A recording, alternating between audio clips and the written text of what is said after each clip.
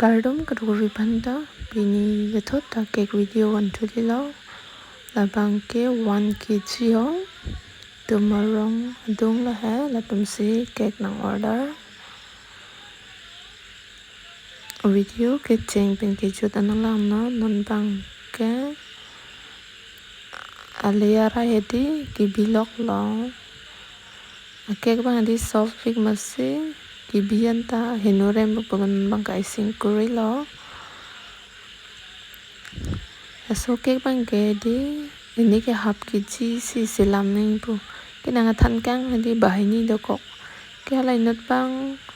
ke 1 kg le silam mane bang ke 1 kg bang arju to nong rong mat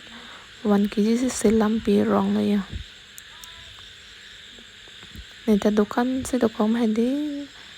lan ka jujun pater tok tedela 1 kg pumat pu la san silam pi api cake na an se de half kg vet pu ta pulang lo do nang plot lo mat de non bang ke design ko roi lo design la dai silam vera design no color bang ke pin pen green le silam pu pin pen green se silam pi lo puisa bang ke pas ke half payment vel he ga phisi nang pi kang thu lo na design bang simple fik la bang ta design bang de dai silam vera design se silam rong populo design nang sen sete nan se silam pi rong populo ja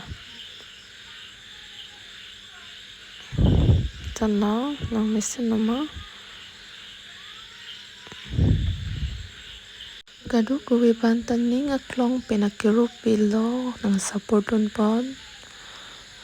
love pen video ite din ang galang pilon bompot ni dala an ki thek pi pui kali he anta bor ipon bom no jo practice bom te dia sap sap design hen ta wang wang he out pen dia ma tha tha design bang thek te det pu mat de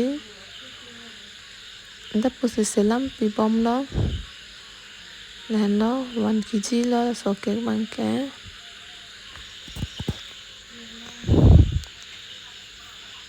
na ke tang et pen na ja son lo lang mesin nama pini ke lan mel de ya ka prek video long le che tong thula nang good night kadu ko be phanta